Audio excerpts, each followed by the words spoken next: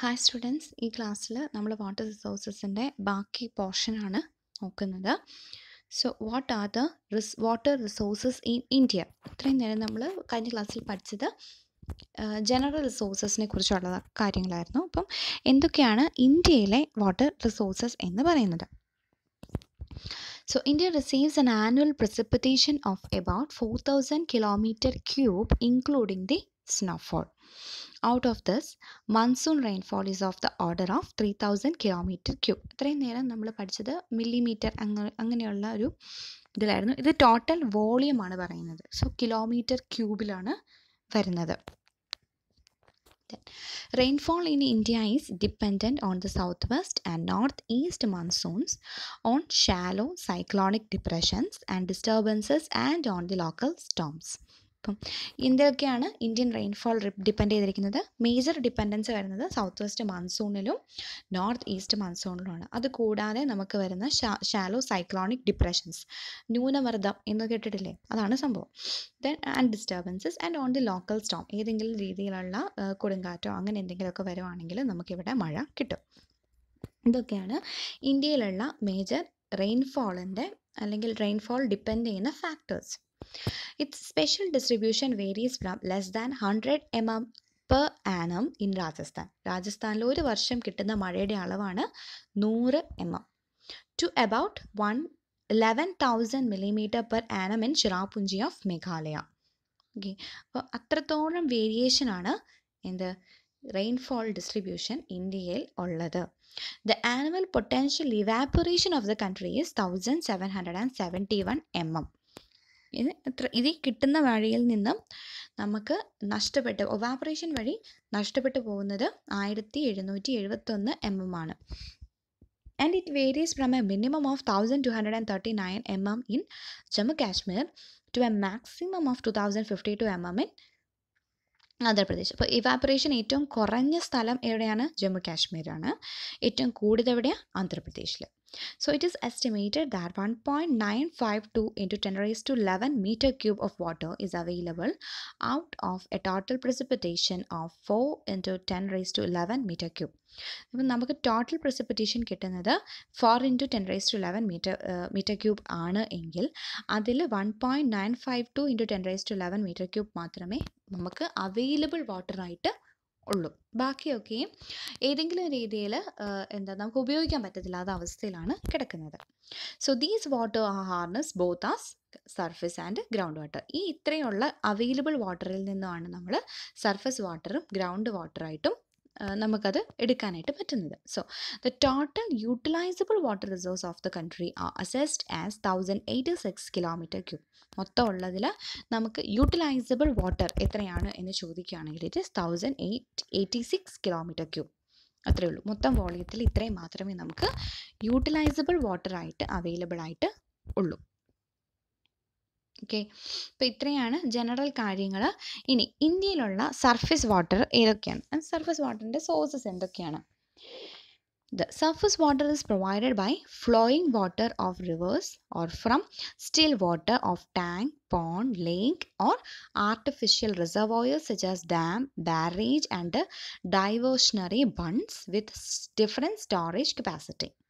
Okay, നമുക്ക് രണ്ട് രീതിയിൽ സർഫസ് വാട്ടർ ഉണ്ട്. ഒന്ന് ഫ്ലോയിങ് വാട്ടർ, ഒന്ന് സ്റ്റിൽ വാട്ടർ. ഫ്ലോയിങ് വാട്ടർ എന്ന് പറഞ്ഞാൽ എന്താണെന്ന് അറിയാം? പുഴകളാണ്, വെള്ളം ഒഴുകുന്ന സ്ഥലങ്ങളാണ് flowing water, reverse. Still water എന്ന് പറഞ്ഞാൽ വെള്ളം ഒഴുക്കില്ലാത്ത, വെള്ളം കെട്ടിക്കിടക്കുന്ന സ്ഥലങ്ങൾ. അതാണ് ടാങ്ക്, പോണ്ട്, ലേക്ക്, ആർട്ടിഫിഷ്യൽ റിസർവോയർ, ഡാം. ഇതിലൊക്കെയും വെള്ളം ഒഴുകുന്നില്ല, കെട്ടിക്കിടക്കുകയാണ്. അപ്പോൾ ഇങ്ങനെ രണ്ട് രീതിയിൽ നമുക്ക് സർഫസ് വാട്ടർ അവൈലബിൾ ആണ്. Irrigation through canals under different river valley projects in our country is done profitably as the water from the river is carried to the field by flow due to gravity and is therefore cheap. Okay, നമുക്ക് ഇന്ത്യയിൽ ഇഷ്ടം പോലെ irrigation projects ഉണ്ട്, അല്ലെങ്കിൽ river Valley projects ഉണ്ട്. ആ പ്രോജക്ട്സിൻ്റെ ഭാഗമായിട്ട് നമുക്ക് ഡാമും കാര്യങ്ങളും ഒക്കെ ഉണ്ട്. കുറേ ഡാംസ് ഉണ്ട്. ഓക്കെ, അപ്പോൾ അതൊക്കെ വർക്ക് ചെയ്യുന്നത് എങ്ങനെയാണെന്ന് ചോദിച്ചാൽ അതിലേക്ക് ആ റിസർവോയറിലേക്ക് വെള്ളം ഒഴുകി വരികയാണ് ചെയ്യുന്നത് ഡ്യൂ ടു ഗ്രാവിറ്റി. അതുകൊണ്ട് നമുക്കതിൽ വേറെ എഫേർട്ടൊന്നും എടുക്കേണ്ട ആവശ്യമില്ല. സ്ട്രക്ചർ കൺസ്ട്രക്ട് ചെയ്യേണ്ട കാര്യം മാത്രമേ ഉള്ളൂ. So India has large number of major rivers fairly well spread over the entire area, and these rivers can be broadly classified into two groups: the perennial rivers of Himalayan region and the rain-fed rivers of peninsular India. അപ്പം ഇന്ത്യയിലുള്ള reverse നമുക്ക് ഇന്ത്യയിൽ ഇഷ്ടം പോലെ reverse ഉണ്ട്. അതിൽ നമുക്ക് ഈ റിവേഴ്സിനെ നമുക്ക് രണ്ടായിട്ട് ക്ലാസിഫൈ ചെയ്യാൻ പറ്റും. ഒന്ന് the perennial reverse of Himalayan റീജിയനിൽ നിന്നുള്ള പെർണിയൽ റിവേഴ്സ്. പെർണിയൽ എന്ന് പറഞ്ഞാൽ ഒരിക്കലും വറ്റത്തില്ലാതെ വെള്ളമുള്ള സ്ഥലം ഇതിനെയാണ് നമ്മൾ പെറനിയൽ റിവേഴ്സ് എന്ന് പറയുന്നത്. And the rainfed rivers of peninsular India എന്ന് പറയുന്നതാണ് നമ്മുടെ സൗത്ത് ഇന്ത്യ വരുന്നതാണ് പെനിൻസുല എന്ന് പറയുന്നത്. പെനിൻസുല എന്ന് പറയുന്നതിൻ്റെ പ്രത്യേകത എന്ന് വെച്ചാൽ ആ സ്ഥലത്തിൻ്റെ 3 സ്ഥലത്തും വെള്ളമായിരിക്കും. അതാണ് നമ്മുടെ സൗത്ത് ഇന്ത്യയിൽ പെനിൻസുലാർ ഇന്ത്യ എന്നാണ് വിളിക്കുന്നത്. കാരണം അതായത് അതിൻ്റെ 4 സ്ഥലത്തും വെള്ളമില്ല, ചുറ്റും 3 സ്ഥലങ്ങളിൽ വെള്ളമുണ്ട്. 4 സ്ഥലവും വെള്ളമുള്ളതിനെയാണ് നമ്മൾ ഐലൻഡ് എന്ന് വിളിക്കുന്നത്. 3 സ്ഥലങ്ങളിൽ വെള്ളം വരുന്നതിനെയാണ് നമ്മൾ പെനിൻസുല എന്ന് പറയുന്നത്. സോ നമ്മുടെ സൗത്ത് ഇന്ത്യനെ പെനിൻസുലാർ ഇന്ത്യ എന്നും പറയും. സോ നമുക്ക് പെനിൻസുലാർ ഇന്ത്യയിൽ ഉള്ളത് റെയിൻഫെഡ് റിവേഴ്സ് ആണ്. മഴ പെയ്താൽ മാത്രമേ ഇതിനകത്ത് വെള്ളം ഉണ്ടാകത്തുള്ളൂ. പെറനിയൽ റിവേഴ്സ് ഓഫ് ഹിമാലയൻ റീജിയൻ എന്താണ് അതിൻ്റെ പ്രത്യേകതകൾ? The peninsular rivers of Himalayan region are fed by the melting snows and glaciers of the Himalayan region and are often uncertain and capricious in their behavior. എപ്പോഴെന്ത് സംഭവിക്കും നമുക്ക് ഒരിക്കലും പറയാൻ പറ്റത്തില്ല. ചിലപ്പോൾ നല്ല സമ്മറുള്ള സമയത്തായിരിക്കും അവിടെ ഏറ്റവും വെള്ളപ്പൊക്കം ഉണ്ടാവുന്നത്. സോ അതാണ് ഈ പെറനിയൽ റിവേഴ്സിൻ്റെ പ്രത്യേകത. The lean period of these rivers are the winter. Summer സീസണാണ് ഏറ്റവും കൂടുതൽ വെള്ളം കിട്ടുന്നത്, കാരണം മഞ്ഞുരുകി വെള്ളം വരുന്നത് കൊണ്ട്. അപ്പോൾ ലീൻ പീരീഡ് എന്ന് പറഞ്ഞാൽ വെള്ളം കിട്ടാത്ത സമയമാണ് ലീൻ പീരീഡ് എന്ന് പറയുന്നത്. അതെന്ന് പറയുന്നത് വിൻ്റർ സമയത്താണ്. But at no time the flow is reduced as in the peninsular river. പക്ഷേ നമ്മുടെ ഇവിടുത്തെ പോലെ വെള്ളം വറ്റിപ്പോവുക അങ്ങനെയൊന്നുമില്ല. ആ ഒഴുകുന്ന വെള്ളത്തിൻ്റെ എമൗണ്ട് ഇത്തിരി കുറയുന്നേ ഉള്ളൂ, വെള്ളം വറ്റത്തില്ല, മീൻസ് വറ്റി വരണ്ടു പോവില്ല. The main Himalayan river systems are those of the Indus, Ganga and Brahmaputra. ഈ 3 മേജർ റിവേഴ്സിൽ നിന്നുമാണ് ആ ഹിമാലയൻ പെറനിയൽ റിവേഴ്സ് എല്ലാം വരുന്നത്. ഇതിൻ്റെ കൈവഴികളായിട്ടാണ് ബാക്കി റിവേഴ്സ് എല്ലാം വരുന്നത്. അപ്പം ഈ 3 റിവേഴ്സാണ് major rivers. Then the Indus River rises from the north of Manasarovar in Tibet and flows through Kashmir for a distance of 650 km and enters Pakistan. അതാണ് ഇൻഡസ് റിവർ എവിടെയാണ് ഒറിജിനേറ്റ് ചെയ്യുന്നത്? Mansarovar in Tibet. ആ സ്ഥലപ്പേര് ഓർത്ത് വെച്ചേക്കുക, ഉറപ്പായിട്ടും ചോദിക്കും. The tributaries in the plain are the Jhalam, the Chenab, the Ravi, the Beas and the Satluj. So Indus റിവറിൻ്റെ tributaries ആണ്, കൈവഴികളാണ് ഇതൊക്കെ: ജലം, ചെനാബ്, രവി, ബീസ് ആൻഡ് സത്ലജ്. ഇതിൽ the Chenab flows through Himachal Pradesh. Chenab flows through Himachal Pradesh, Ravi and Beas flow through Punjab, and Satluj form the boundary between India and Pakistan. അപ്പോൾ ഇന്ത്യയുടെ പാകിസ്ഥാൻ്റെയും ബൗണ്ടറിയിൽ ഒഴുകുന്ന നദി ഏതാണെന്ന് ചോദിച്ചാൽ ഇറ്റ് ഈസ് സത്ലജ്. പഞ്ചാബിലൂടെ മാത്രം ഒഴുകുന്ന ഇൻഡസിൻ്റെ കൈവഴികളാണ് രവി, ബീസ്. ഹിമാചൽ പ്രദേശിലുള്ളത് ചെനാബ്. അപ്പം ഇത്രയുമാണ് ഇൻഡസിൻ്റെ റിവറിൻ്റെ കാര്യങ്ങൾ. ഇനി ഗംഗയിലേക്ക് വരുവാണെങ്കിൽ the Ganga rises in the Gangotri and travels a distance of 2525 km before joining the Bay of Bengal. ഗംഗോത്രിയിൽ ഉത്ഭവിച്ചിട്ട് അവിടെ നിന്ന് ബേ ഓഫ് ബംഗാളിലേക്കാണ് പോകുന്നത്. ഇൻഡസ് ടിബറ്റിൽ ഉത്ഭവിച്ചത് ഇപ്പുറത്തേക്ക് പാകിസ്ഥാനിലേക്കാണ് പോകുന്നത്. രണ്ട് ഡയറക്ഷനിലേക്കാണ് ഒഴുകുന്നത്. The most important rivers feeding the Ganga are the Yamuna, the Ghagra and the Koshi. It has the largest catchment areas in India. Catchment area എന്താണെന്നൊക്കെ ഞാൻ പറഞ്ഞുതരാം കേട്ടോ. ഇത്രയാണ് ഗംഗയുടെ കൈവഴികളാണ് Yamuna, Ghaghra and Kosi. Brahmaputra rises in the Kailash range in Tibet and enters Arunachal Pradesh and Assam. അവിടെയാണ് ബ്രഹ്മപുത്ര വരുന്നത്. Okay, അപ്പം ഈ 3 റിവേഴ്സിനെ കുറിച്ചും കാര്യമായി പഠിച്ചിരിക്കണം. ഇൻഡസിൻ്റെ ഒറിജിൻ വരുന്നത് മാനസരോവർ ഇൻ ടിബറ്റ്, ഗംഗ വരുന്നത് Gangotri, Brahmaputra in Kailash range of Tibet. Okay, ഇനി rainfed rivers of peninsular India. Rainfed റിവേഴ്സിൽ നമുക്ക് രണ്ട് രീതിയിൽ ക്ലാസിഫൈ ചെയ്യാൻ പറ്റും: coastal rivers and inland reverse.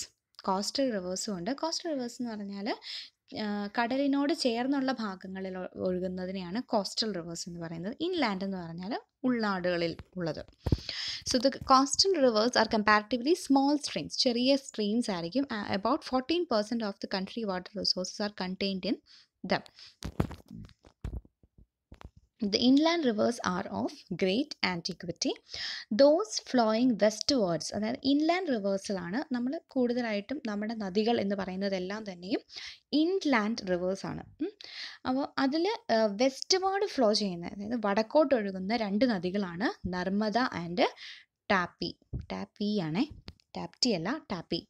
T ഇല്ല, TAPI ഉള്ളൂ. Narmada and Tapi. The east flowing rivers are the Mahanadi, Brahmani, Godavari, Krishna and Kaveri. The Ganga basin offers maximum scope for the utilization, followed by the Godavari. നമുക്ക് ഗംഗ ബേസിനിലാണ് ഏറ്റവും കൂടുതൽ വെള്ളം utilise ചെയ്യാനായിട്ട് പറ്റുന്നത്. അപ്പോൾ ആ ഭാഗങ്ങളിലായിരിക്കും ഡാമുകളും കൂടുതലുള്ളത്. അപ്പം ഗംഗ കഴിഞ്ഞ് പിന്നെ വരുന്നത് ഗോദാവരിയിലാണ്.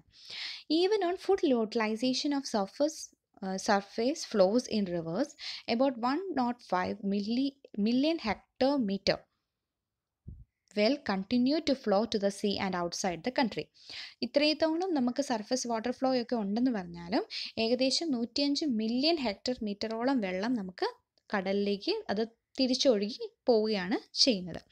The National Commission for Integrated Water Resources Development estimated the basin-wise average annual flow in Indian river systems as 1,953 km3. Okay, അപ്പോൾ ഇതാണ് നമ്മുടെ രണ്ട് ടൈപ്പ് സർഫസ് വാട്ടറിൻ്റെ ക്ലാസിഫിക്കേഷനും ക്യാരക്ടേഴ്സും എല്ലാം. ഇനി നമ്മുടെ അടുത്ത മേജർ ഇറിഗേഷൻ സോഴ്സ് എന്ന് പറയുന്നത് ഏതാ? ഗ്രൗണ്ട് വാട്ടറാണ്, അല്ലെങ്കിൽ സബ് സർഫേസ് വാട്ടറാണ്. It is the fresh water located in the pore space of soil and rocks. മണ്ണിനടിയിൽ നമുക്ക് ഉള്ള വെള്ളമാണ് ground water. It is also the water that is flowing within aquifers below the water table. Aquifers, അതായത് നമ്മുടെ water ടേബിളിന് താഴെ ഒരു ചാല് പോലെ ഒഴുകുന്നതാണ് ഈ ഗ്രൗണ്ട് വാട്ടർ എന്ന് പറയുന്നത്. അതൊരിടത്ത് കെട്ടിക്കിടക്കുന്നു എന്ന് നമുക്ക് പറയാൻ പറ്റില്ല. അത് മണ്ണിലടിയിൽ കൂടെ ഒഴുകിക്കൊണ്ടിരിക്കുന്ന വെള്ളം തന്നെയാണ്. The natural input to sub surface water is seepage from the surface water. Surface വാട്ടറിൽ നിന്ന് വെള്ളം മണ്ണിലേക്ക് ഇറങ്ങി സീപ്പ് ചെയ്ത് താഴെ എത്തുന്നത് തന്നെയാണ് ഈ നാച്ചുറൽ ഇൻപുട്ട് എന്ന് പറയുന്നത്. നമ്മുടെ ഗ്രൗണ്ട് വാട്ടറിൻ്റെ നാച്ചുറൽ ഇൻപുട്ടായിട്ട് പറയുന്നത്. The natural output from surface water are springs and seepage to the oceans. Natural input എന്ന് പറയുന്നത് നമ്മുടെ മഴവെള്ളം അല്ലെങ്കിൽ മുകളിലുള്ള ഈ നദികളിൽ നിന്നൊക്കെ വെള്ളം സീപ്പ് ചെയ്ത് താഴെ എത്തുന്നതിനെയാണ് നമ്മൾ നാച്ചുറൽ ഇൻപുട്ട് എന്ന് പറയുന്നത്. ഇനി ഇതിൽ നിന്നുള്ള നാച്ചുറൽ ഔട്ട്പുട്ട്സും ഉണ്ട്. അതായത് നമുക്ക് നാച്ചുറലായിട്ട് നമ്മൾ കിണർ കുഴിച്ചെടുക്കാതെ ഈ വെള്ളം നമുക്ക് എടുക്കാനായിട്ട് പറ്റും. കുഴിക്കാതെ കിട്ടുന്നതാണ് സ്പ്രിങ്സ് എന്ന് പറയുന്നത്. സ്പ്രിങ്സ് എന്ന് പറഞ്ഞാൽ ഈ തടാകങ്ങൾ എന്ന് പറയുന്നത് ഉറവ വെട്ടി ഉണ്ടാകുന്നതാണ് തടാകങ്ങൾ. അപ്പം അത് ഒരു നാച്ചുറൽ ഔട്ട്പുട്ടാണ് ഗ്രൗണ്ട് വാട്ടറിൻ്റെ. അത് അല്ലാതെ വരുന്നത് ഓഷ്യൻസിലേക്കുള്ള മണ്ണിനടിയിൽ നിന്നും ഇത് ഒഴുകി ഓഷ്യനിൽ ചെന്നെത്തും. അതും ഇതിൻ്റെ ഒരു നാച്ചുറൽ ഔട്ട്പുട്ടായിട്ട് നമുക്ക് പറയാനായിട്ട് പറ്റും. The annual potential natural ground water recharge from rainfall in India is about 342.43 km3, which is 8.56% of the total annual rainfall of the country. അതായത് നമുക്ക് ഒരു വർഷം കിട്ടുന്ന മഴവെള്ളത്തിൽ നിന്നും 8.56% എന്തായിട്ട് മാറും? നാച്ചുറൽ ഗ്രൗണ്ട് വാട്ടറിലായിട്ട് മാറും. The annual potential ground water recharge augmentation from canal irrigation system is about 89.46 km3. Thus, the total replenish able groundwater resource of the country is assessed as 431.89%. അത്രത്തോളം നമുക്ക് ഓരോ വർഷവും ഗ്രൗണ്ട് വാട്ടറിനെ റിപ്ലനിഷ് ചെയ്യാനായിട്ട് പറ്റും. After allotting 15% of this quantity for drinking the 6 km3 for industrial purpose, the remaining can be utilised for irrigation purpose. Okay, ഇത്രയാണ് നമുക്ക് ground വാട്ടറിനെ കുറിച്ച് പറയാനായിട്ട് ഉള്ളത്. ഈ കണക്കുകൾ ഇത്ര കൺഫ്യൂസിങ് ആണെങ്കിൽ നിങ്ങളത് നോക്കണമെന്നില്ല. പക്ഷേ ഈ പെർസെൻറ്റേജസ് നിങ്ങൾ പഠിച്ചിരിക്കണം കേട്ടോ. വാല്യൂസ് ഓർത്തിരുന്നില്ലെങ്കിലും ഈ 8.56% of the total annual rainfall എന്നൊക്കെ അത് വരുന്നത് നിങ്ങൾ പഠിച്ചിരിക്കണം. Then irrigation development in India. ഇന്ത്യയിൽ എങ്ങനെയാണ് ഇറിഗേഷൻ ഡെവലപ്ഡ് ആയത്? അതായത് ഇറിഗേഷൻ ഡെവലപ്മെൻറ്റ് എന്ന് പറയുന്നത് ഇന്ത്യയിൽ ആദ്യം നമുക്ക് ഇൻഡിപെൻഡൻസ് കിട്ടുന്നതിന് മുന്നേ മുതലുള്ള ഒരു പ്രാക്ടീസാണ് ഇറിഗേഷൻ എന്ന് പറയുന്നത്. ഇന്ത്യയിൽ പണ്ട് മുതലേ ഇറിഗേഷൻ ഉണ്ടായിരുന്നു. അപ്പോൾ അതിൻ്റെ ഒരു ചെറിയ ഹിസ്റ്ററിയാണ് നമ്മളിതിൽ നോക്കുന്നത്. The remains of the Indus valley civilisation that flourished up to about 1750 BC revealed evidence of farm communities on the Indian subcontinent. The Grand Anicut across the river Kaveri in Tamil Nadu was constructed by the Chola kings in the 2nd century AD. Grand Anicut എന്ന് പറഞ്ഞാൽ അത് വെള്ളം കെട്ടി നിർത്തുന്ന ഒരു സ്ട്രക്ചറാണ് ഈ അനിക്കട്ട് എന്ന് പറയുന്നത്. അപ്പോൾ അണക്കെട്ട് എന്നാണ് സംഭവം. ഡാം പോലത്തെ ഒരു സ്ട്രക്ചറാണ്. ഡാം പോലത്തെ സ്ട്രക്ചറുള്ള ഡാം തന്നെയാണ്. So across the river Kaveri 2ാം നൂറ്റാണ്ടിൽ ചോള രാജാക്കന്മാരാണ് കാവേരിക്ക് കുറുകെ ഗ്രാൻഡ് അനിക്കട്ട് മലയാളത്തിൽ വരുമ്പോഴത്തേക്ക് അണക്കെട്ടാവും. ഓക്കെ, അത് ക്രിയേറ്റ് ചെയ്തത്. അപ്പോൾ ആ കാലം മുതലേ നമുക്ക് ഇറിഗേഷൻ സിസ്റ്റംസും ഇങ്ങനെയുള്ള കൺസ്ട്രക്ഷൻസും ഒക്കെ ഇന്ത്യയിൽ നിലവിലുണ്ടായിരുന്നു. The modern large-scale irrigation work started in the 3rd decade of the 19th century with the Kaveri Delta system in south and construction of Yamuna canals in North India. So ഈ ഇന്ത്യയിൽ ആദ്യമായിട്ട് ഇതുപോലെയുള്ളൊരു irrigation system വന്നത് കാവേരിയിലായിരുന്നു. അപ്പം അത് നമ്മൾ modern India എന്ന് വെച്ചാൽ after independence ഈ ഒരു ഇറിഗേഷൻ സിസ്റ്റത്തിനെ കുറിച്ചും കാര്യങ്ങളിലൊക്കെ കൂടുതൽ ശ്രദ്ധ പതിപ്പിച്ചത് 19th സെഞ്ച്വറിയിലാണ്. 3rd decade of the 19th century with the Kaveri Delta system in South India and the construction of Yamuna canals in the North India. The Godavari Delta system was undertaken in 1846 and the Krishna Delta system in 1851. ഈ വർഷങ്ങളൊക്കെ പഠിച്ചിരിക്കണം. Sir Proby Cowley and Sir Arthur Cotton laid the foundation stones of the modern irrigation engineering in India. അപ്പം modern irrigation എഞ്ചിനീയറിങ്ങിൻ്റെ വക്താക്കൾ ഇന്ത്യയിൽ ആദ്യമായിട്ട് ഇത് കൊണ്ടുവന്ന 2 പേരാണ് സർ പ്രോബി കോൾത്തി and Sir Arthur Cotton. Cautley's finest work is the aqueduct over the Solani റിവറിന് മുകളിലൂടെയുള്ള ഒരു അക്വിഡക്റ്റാണ് കൽത്തിയുടെ finest work. He was responsible for the Great Ganga Canal and the Upper അണക്കെട്ട് across Coleroon, a branch of Kaveri river. Sir Arthur Cotton developed the Godavari and Krishna deltas. ഈ delta എന്താണെന്ന് നിങ്ങൾക്ക് അറിയാലോ അല്ലേ? ഈ നമ്മുടെ ഐലൻഡ് പോലെ തന്നെ വരുന്ന ഒരു, അതായത്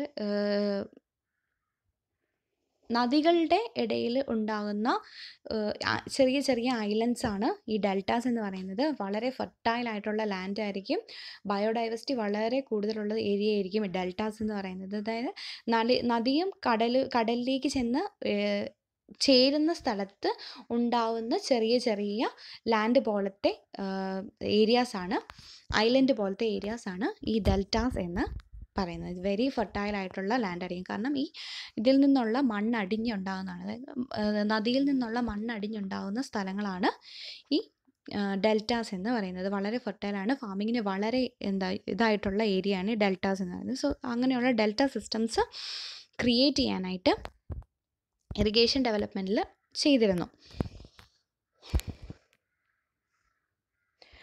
The appointment of the first irrigation commission in 1901 to ascertain the importance of irrigation development against famines. Irrigation നമ്മുടെ ഇന്ത്യയിൽ വലിയൊരു ഫാമിൻ വന്നിട്ടുണ്ടായിരുന്നു. ആ ഫാമിനോടനുബന്ധിച്ചിട്ടാണ്, ഫാമിൻ എന്ന് പറഞ്ഞാൽ ഭക്ഷണക്ഷാമം, പട്ടിണി തന്നെ, ആ ഫാമിനോട് അനുബന്ധിച്ചാണ് ഇറിഗേഷൻ കമ്മീഷനൊക്കെ രൂപം കൊടുത്ത് ഇറിഗേഷൻ ഡെവലപ്മെൻറ്റ് പ്രോജക്ട്സ് എല്ലാം തന്നെയും വന്നത്. കാരണം അത് വീണ്ടും വരാതിരിക്കാൻ വേണ്ടിയിട്ട്, രണ്ടാമത് അങ്ങനെ ഒരു ഫാമിൻ വരാതിരിക്കാൻ വേണ്ടിയിട്ടാണ് ഇങ്ങനെയുള്ള കാര്യങ്ങൾ അന്നത്തെ ഗവൺമെൻറ് ചെയ്തിരുന്നത്. അങ്ങനെ നമുക്ക് കിട്ടിയ കുറേ ഇറിഗേഷൻ പ്രോജക്ട്സ് ആണ് ഇത്. Bhakra Nangal, Damodar valley project, Hirakud, Rajasthan canal, Kosi, Nagarjuna Sagar, Tungabhadra, Malaprabha, Ghataprabha etcetera. Irrigation projects were taken up during the first 2 5-year plans. നമ്മുടെ ഇൻഡിപെൻഡൻസ് കിട്ടിയ ആദ്യത്തെ 2 5-year പ്ലാൻസിൽ ഇത്രത്തോളം ഇറിഗേഷൻ പ്രോജക്ട്സ് നടപ്പിലാക്കിയിരുന്നു. Ramganga, Sriram Nagar, Ukai, Kadam, Tehri, Jayakwadi, Gandhi Sagar etc. were initiated later. Irrigation projects with a cultivable command area between 2,000 and 10,000 hectares are classified as medium projects, and those with a CCA of more than 10,000 hectares as major projects. അപ്പോൾ നമ്മൾ ഈ irrigation പ്രോജക്ട്സിനെ classify ചെയ്യും. നിങ്ങൾക്ക് ഇതൊക്കെ കൂടുതലായിട്ട് മുന്നോട്ട് പഠിക്കാനുണ്ട്. അതുകൊണ്ട് ഇപ്പം ഒരു ഇൻട്രൊഡക്ഷൻ പോലെ നോക്കിയിരുന്നാൽ മതി. 3ആയിട്ട് നമ്മൾ ഇറിഗേഷൻ പ്രോജക്ട്സിനെ ക്ലാസിഫൈ ചെയ്യും. അത് എത്രത്തോളം ഏരിയ എടുത്തിട്ടാണ് നമ്മൾ ആ പ്രോജക്ട്സ് എടുത്തിരിക്കുന്നത്, അതായത് എത്രത്തോളം ലാൻഡ് ഏരിയ യൂട്ടിലൈസ് ചെയ്തിട്ടുണ്ട് ആ പ്രോജക്റ്റ് നടപ്പിലാക്കാൻ വേണ്ടിയിട്ട്. ഇപ്പോൾ 10,000 ഹെക്ടേഴ്സിന് മുകളിലുള്ള ഏരിയ ആണ്, അതായത് കൾച്ചറബിൾ കമാൻഡ് ഏരിയ ഉണ്ട് എന്നുണ്ടെങ്കിൽ അതിനെ മേജർ പ്രോജക്റ്റ് എന്ന് പറയും. 2,000 ഹെക്ടേഴ്സിനും 10,000 ഹെക്ടേഴ്സിനും ഇടയിലാണ് എന്നുണ്ടെങ്കിൽ അതിനെ മീഡിയം പ്രോജക്റ്റ് എന്ന് പറയും. 2,000 ഹെക്ടേഴ്സിനും താഴെയാണെന്നുണ്ടെങ്കിൽ അതിനെ മൈനർ ഇറിഗേഷൻ സ്കീംസ് അല്ലെങ്കിൽ പ്രോജക്ട്സ് എന്ന് പറയും. ഓക്കെ, അപ്പം ഇത്രയുമാണ് നമ്മുടെ ഒരു ഇൻട്രൊഡക്ഷൻ പോലെ നിങ്ങൾക്ക് ഇറിഗേഷൻ സിസ്റ്റത്തിനെ കുറിച്ചും ഇറിഗേഷൻ ഡെവലപ്മെൻറ്റ് ഇൻ ഇന്ത്യ, ഇതൊക്കെ ഇത്രയുമാണ് നിങ്ങൾക്ക് പഠിക്കാനായിട്ട് ഉള്ളത്. ഫസ്റ്റ് ചാപ്റ്റർ ജസ്റ്റ് ഒരു ഇൻട്രൊഡക്ഷൻ ചാപ്റ്ററാണ്. അപ്പം അതിൻ്റെ എല്ലാം ഒരു എന്താ പറയുക, നിങ്ങൾ പഠിക്കാൻ പോകുന്നതിൻ്റെ ഒരു ചെറിയ ഒരു പോർഷനാണ് നിങ്ങളിവിടെ കാണുന്നത്. ഓക്കെ, ശരി. നിങ്ങൾ മൊത്തം കണ്ടിട്ട് എന്തെങ്കിലും ഡൗട്ട് ഉണ്ടെങ്കിൽ ചോദിക്കുക.